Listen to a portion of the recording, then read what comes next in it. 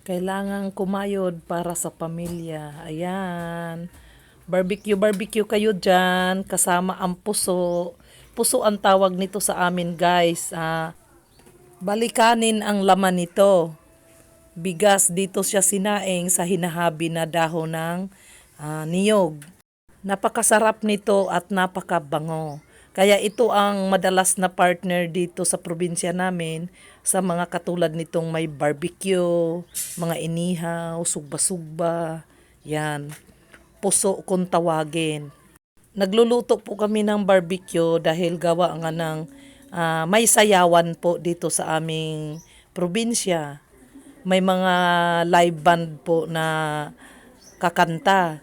Kaya kami po ay nagtitinda para yung mga manunood kapag nakakaramdam ng gutom, may mga makakain silang mga barbecue. At pwede rin nilang gawing pulutan.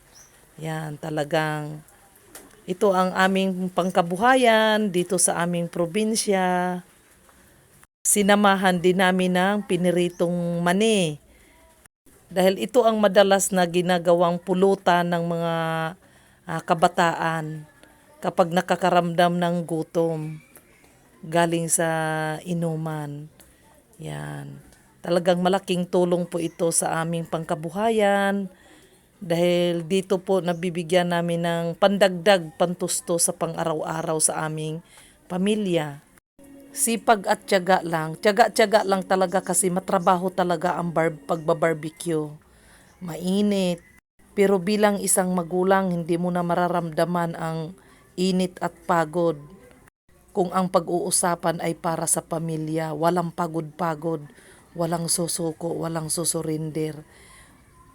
Ang importante kasama mo ang iyong pamilya. Ayan, masayang masaya din ako sa aking pagluluto dahil kaagapay ko naman ang aking mga anak dyan sa balot-balot din. At nakakatuwa dahil nandyan kumakain yung mga pinsanan ko. Yan. Yan, nakabinta na ako.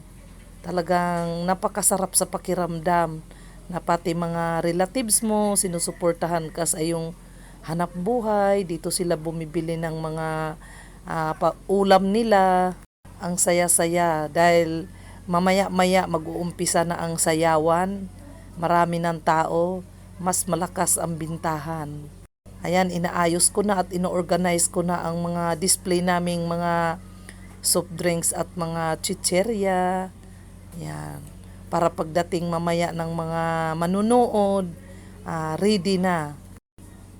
Diskarte-diskarte lang. Para-paraan lang para kumita ng para sa pamilya sa pang-araw-araw na pangtustos. Ayan, malaking tulong na rin kahit papano. Ayan.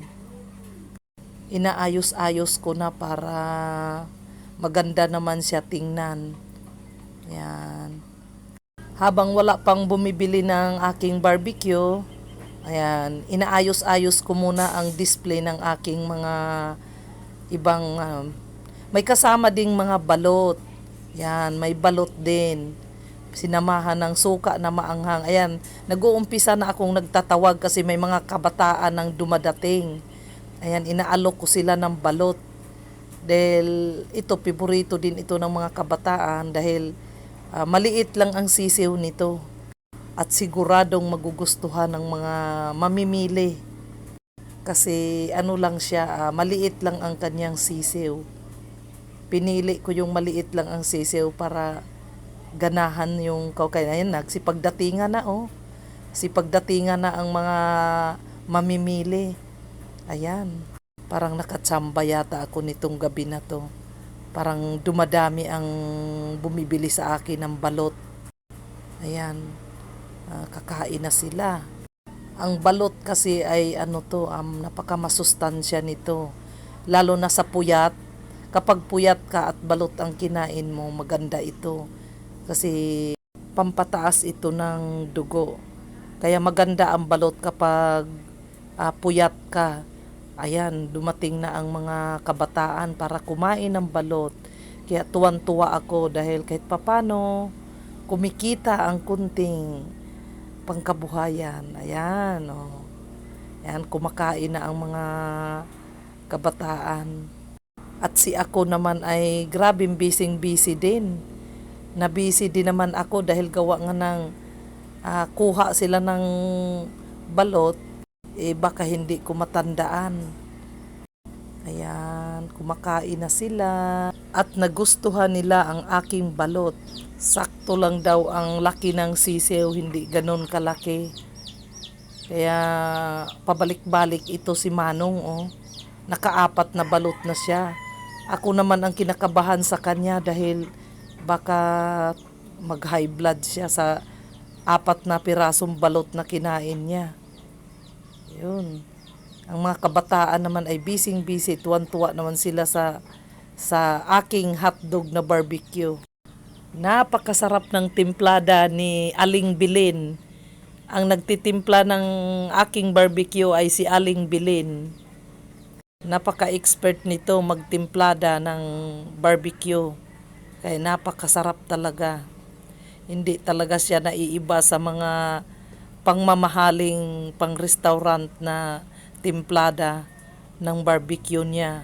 Ayan, sipag at tiyaga-tiyaga lang talaga. Diskarte sa pamumuhay lang. Yan, para mabuhay. Basta ang importante, masaya ka lagi sa ginagawa mo. Yan. Kapag may ginagawa ka, dapat masaya ka lagi.